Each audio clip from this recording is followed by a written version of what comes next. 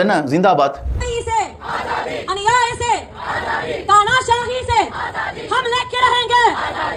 இந்த ஜிந்தாபாத் இதுவும் இங்கே தான் தமிழ்நாட்டில் தான் ஒழித்துக் கொண்டிருக்கிறது.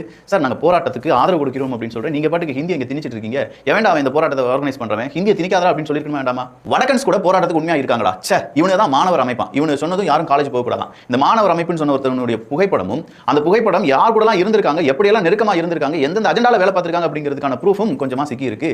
அதுவும் உங்களுடைய பார்வைக்காக நான் இப்போ சொல்கிறேன். விர்ச்சுவல் ஆரியஸாக இருக்கட்டும், தமிழ்நாட்டில் மாற்றம் வேண்டும் அப்படின்னு நினைச்சவங்களா இருக்கட்டும், தமிழ்நாட்டில் டெல்லியில் நடக்கக்கூடிய ப்ரொட்டஸ்ட்டை பேஸ் பண்ணி இங்கே ஒரு பெரிய அன்ட்ரஸ்ட் கிரியேட் பண்ணுறதுக்கு ஒரு பெரிய கூட்டம் தயாராகி வருகிறது.